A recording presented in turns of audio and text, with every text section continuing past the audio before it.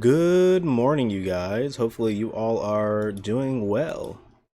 I did have a little soundtrack for you this time in this video, so that way, whenever we cover this little Noko build here, we got something to look forward to. So, kind of wanted to run you through what I've been doing with my guy here.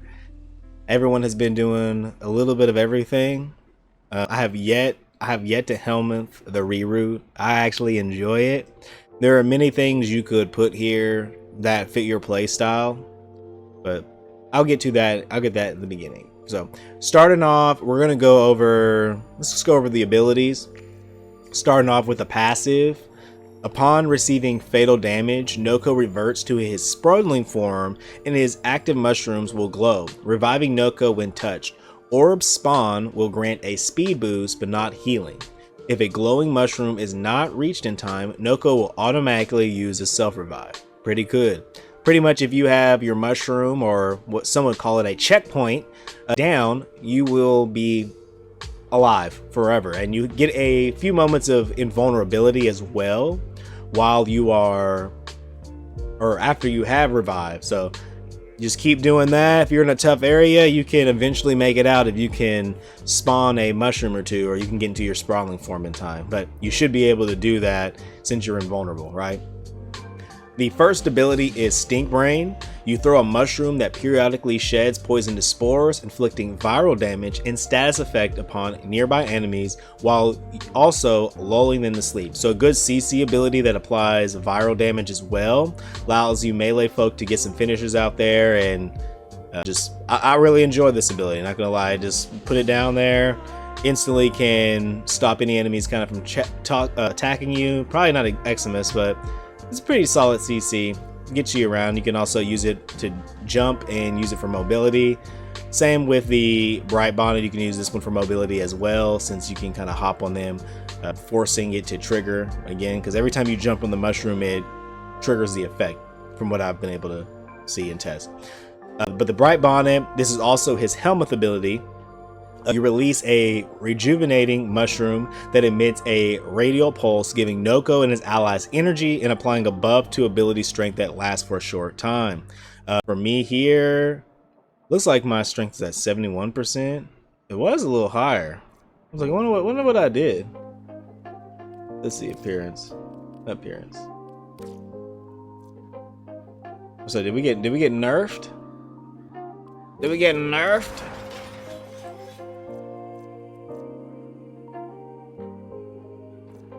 We'll have to go into the game and see what's going on here. Looked like it was a lot higher a little earlier, but it could be some of my effects are not on, right? Wink, wink. Let's get to it. So reroute, that's the second ability. You revert to sprawling form, spawning orbs that heal Noko and grant a speed boost. While in this state, Noko is untargetable and heals gradually. Pretty solid whenever you're getting in trouble. It's pretty much you're like, oh shoot button. You need to get away, getting in trouble. Most people will helmet over this one here. I kind of like it, so I kind of, I keep it. That's just me though.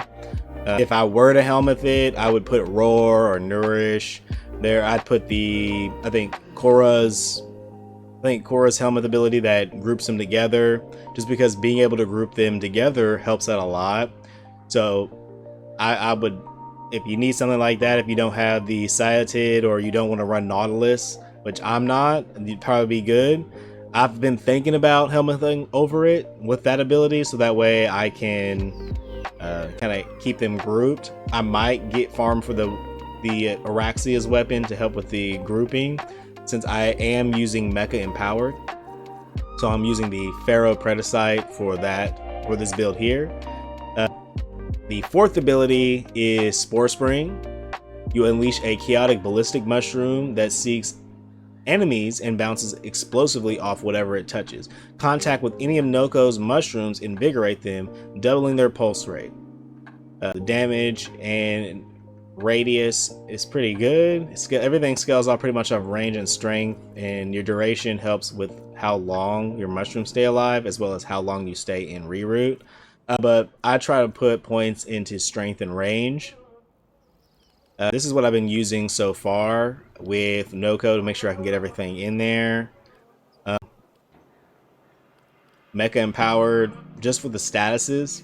Just I like seeing all the different statuses go everywhere, spam them, especially since I have the Archon continuity with the corrosive damage, being able to use that to help with the armor stripping, as well as being able to place viral damage on the enemy. I think with the Mecha Empower, that just kind of helps continuously spread that status effect to other enemies around us. If they're arcanes, you could probably change this to whatever, but I like using arcane ages and then mold augment, just so that way we can get a little bit of an extra strength boost. And for my weapons, I like using the Grimoire, so I do have that with the Vome Invocation, and I'm using Crocanical just so I can also get, you know, some orbs and healing whenever I'm using this weapon here. But I like to use this so I can get an extra 60% damage onto my onto my character here. Using the turret, I've been building that up. You could use probably whatever primary you want. Been having fun with the turret, I've been having fun with plasma, I've been having fun with the Ceto. Anything to get a lot of you could probably use any primer you really wanted to. That way, with using the mecha set and using the Bri Bonnet, you could just knock all the enemies out. Great damage with this character. I've been using the Madurai class. You could probably use Zenaruk if you want. I was thinking about using Vazarin because I need to level that up anyways. You could probably level up any of these depending on your playstyle. It's fun. The armor set I'm using here, the color scheme and everything is inspired by Piccolo. I've been trying to figure out what kind of cape I wanted here, but the colors right now are inspired by Piccolo. If you guys are wondering where I went with that. Archon shards, I'm going with casting speed. I'll probably replace this with an emerald one whenever I can get one of these, just for the corrosive. And then I've been using 2 duration for that. I might use the Tau Forge just to kind of boost that up whenever I get those in there. But this is what I've been kind of rocking for now, just to make sure everything moves pretty fast. And I have been using a Pharaoh Predacite. I'll show you a little bit of the mods I'm kind of working on these, but this is what I've been thinking about so far. Just for the mecha set, you just need mecha recharge. Really, you could put whatever you want in there. I need a few other utility ones, and I'm not really trying to invest too much in this Predacite, simply because I am in the process of farming for I guess the diamond one, so you get a 4x4. I'm trying to get the ultimate Predacite, so that's what I am farming for right now. I'll probably be working on that in over the next couple of days. And then claws, I went with protector posture. There's most definitely better stuff you can put in here. I'm just a newer player. Mostly I'm just going to be putting Mecha Overdrive in here and then utilizing whatever mods I have until I can farm that up. If y'all want to donate, your boy, by all means. Your boy's name is Kazuki. Let's get it. But let me kind of show you a little bit of gameplay of this here. I want to show off a little bit of what I'm working with. That way you guys aren't left hanging. So I'm gonna go into solo only. Let's do some Tech Rot Steel Path. Good, just do a good little 5 minutes, you know what I'm saying? Nothing about it. It won't be like the Citrine build where I instantly die. But this will be the only Noko build that you need to use, you know? At least from my experience. I'll say that, and then I'll probably be like, I wonder what I can do with this combination. Ooh, sorry for the lag there, guys. It does that sometimes whenever I get into the game. Especially in Halvena.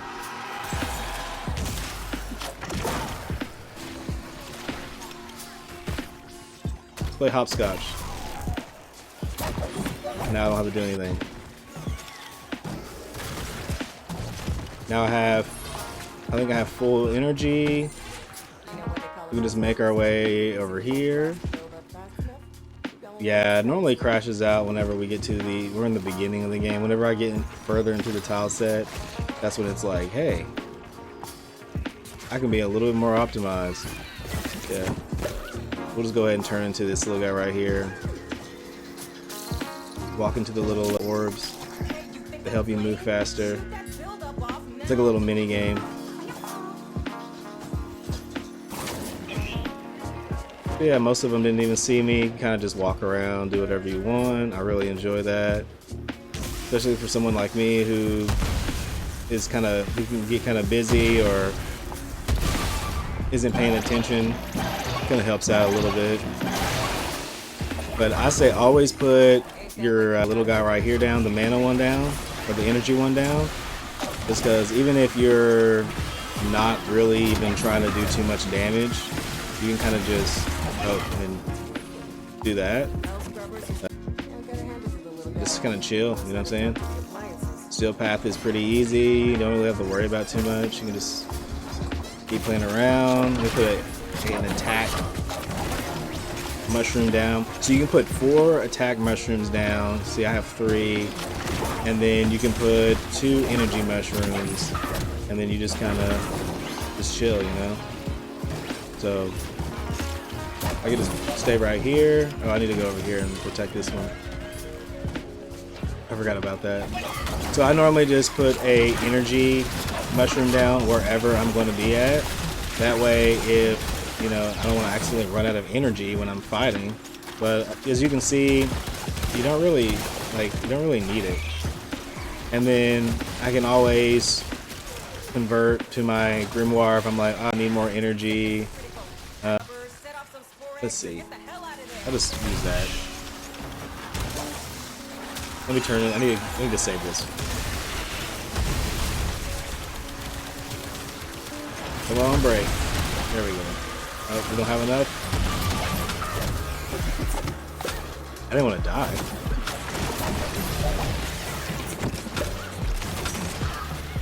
Oh, we saved it. Oh, see some red crits. Yeah, make sure you have both your bright bonnet and oh, what up, gang? Got my turret back. Turn that over. Okay, we got some potential grimoire grouping. As you can see, just get some more ability damage. With that, it looks like I'm getting a 217% boost with my bright bonnets now. And yeah.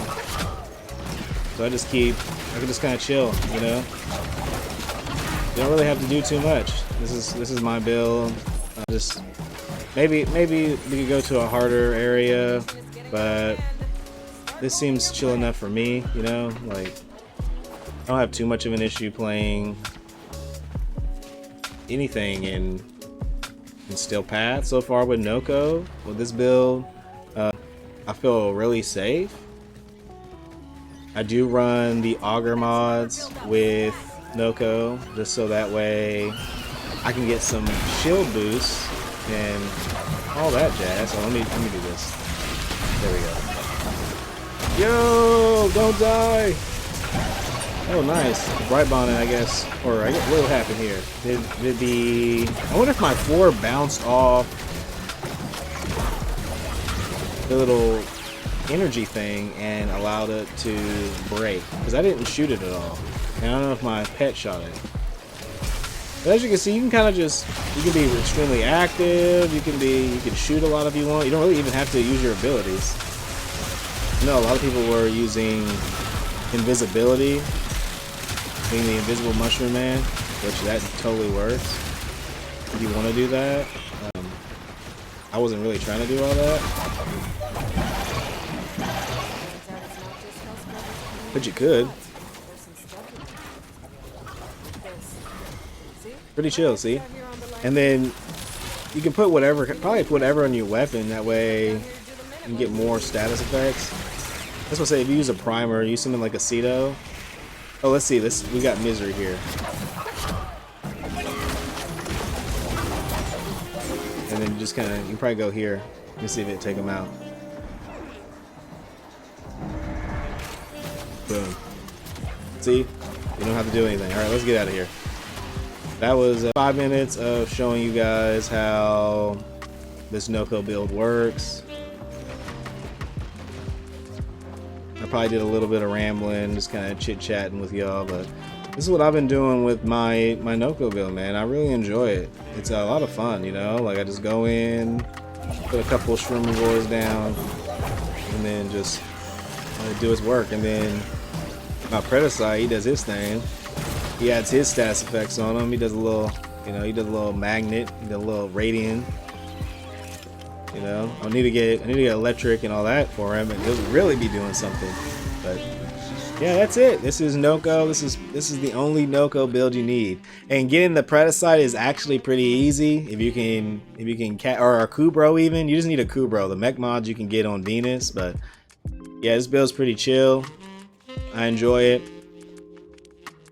Like, subscribe, put some comments on some suggestions below on what you think you would want to do with Noko, what you'd like to see with Noko. Some helmet abilities that you think would work really cool with him. I was thinking Korra's root, whatever is that called? Let me look it up real quick. Since I got you guys this far, we can take a look.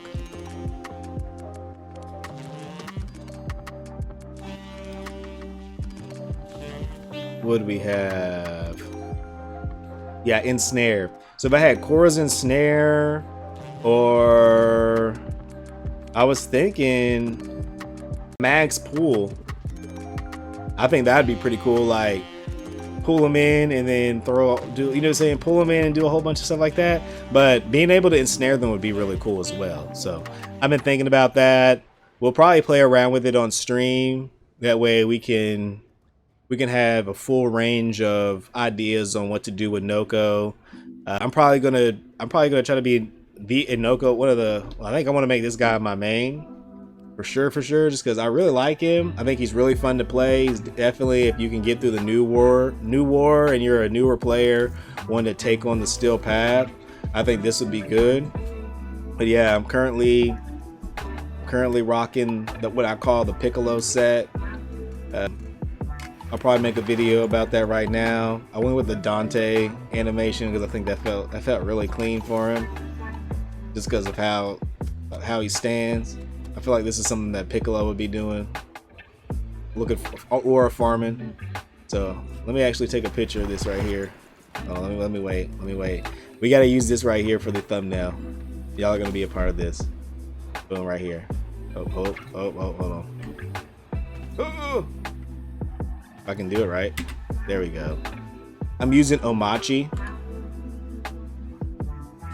And you can use your yeah, there we go. We got it like this, y'all. All right, let's save this and we're done. All right, thank you guys. I will see you all in the next build. Let's get it going.